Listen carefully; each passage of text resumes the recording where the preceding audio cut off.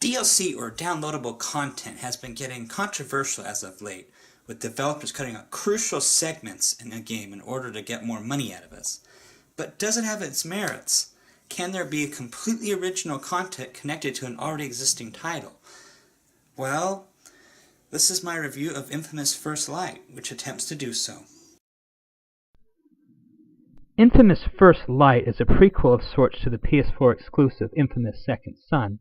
Unlike most DLC, First Light does not require you to own a copy of the game, just a save file, which doesn't make it feel like a cash grab. In this add-on, you play as Abigail Fetch Walker, a conduit or person who has special powers in the world of Infamous. Fetch can control Neon and bend it to her will, which makes her a very fast but deadly foe. The story begins with Fetch locked up in the Curtain Cave prison for conduits as seen in Second Son, while being held by Brooke Augustine, the main antagonist of that game. While in the prison, Fetch recounts her memories 2 years prior on how she and her brother Brent ran afoul of drug dealers and how he ultimately lost his life, as was referenced in the main game. The plot is told primarily in flashbacks, with several cutaways to the present so Fetch can learn a new skill or ability. Cutting back and forth between the past and present does give it more of an Assassin's Creed vibe, except for the present segments, which have more weight than that series as of late. It tells how Fetch lost her brother to a group of drug dealers, and how she became the murderer of junkies in Second Son. She learns you can't just blindly trust everyone just because they seem friendly, and how people at times have ulterior motives. Combat controls are exactly like in Second Son, where you aim with L2 and fire with R2, with other add-ons available later. Combat feels a whole lot faster and more fluid playing as Fetch than with Delsin. It makes you wonder why Fetch wasn't chosen as the main protagonist of that game over Delsin, because she's a whole lot more fun to play as. Sadly, the hero or infamous choices as are regularly seen in this series are nowhere to be found in First Light. The add-on is entirely linear almost. It's a shame because the good and evil endings are a staple of the franchise. One ending is usually considered canon while the other is there to get more playthroughs. It's disappointing that Sucker Punch didn't implement this, which would seem like a few small tweaks.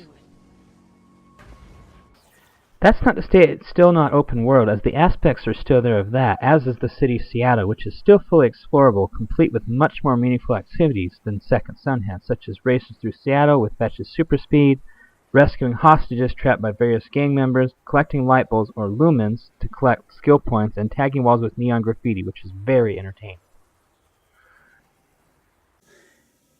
You really do feel for Fetch a whole lot more than Delsin, who is the star of Second Son. Her story is a whole lot more heartfelt, personal, and heartbreaking, and you feel her losses and there's more emotion there. Second Son had Delsin, and you just meet certain people and then they die or disappear or go away, and it doesn't mean anything because they didn't build that emotion up that much. Second Son had way too much comedy in my opinion. I know it's supposed to be more comedic than the other two games in the series, but there wasn't enough of that emotional character building that First Light tries to portray. And First Light really does delve into Fetch's backstory a lot. Which is something I wish Second Son did more. It reveals more about Brent and Fetch's relationship and their parents and their reaction to her first discovering she's a conduit.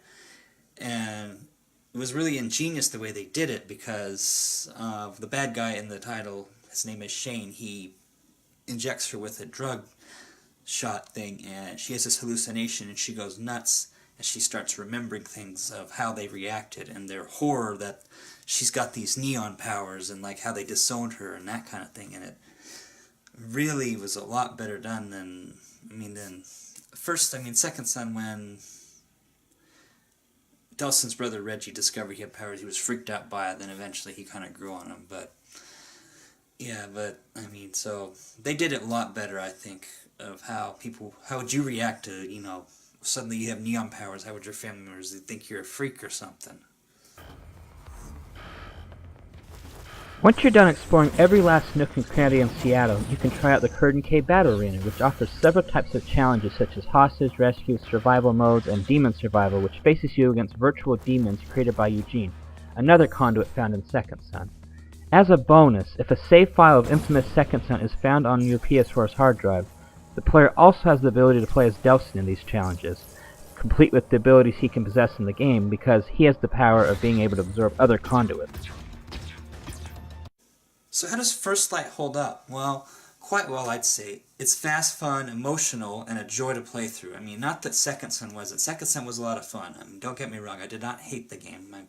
My review may think that I did, but I actually had a lot of fun with it. It was just too short, and like I said, too much comedy bits, and Delsin was kind of annoying at sometimes.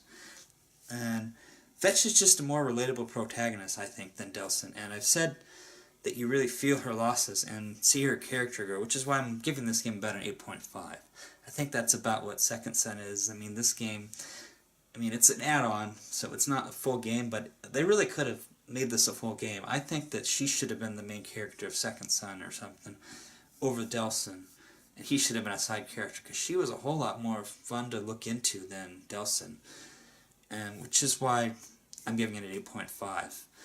And remember, if you like this video, to subscribe, like, and share.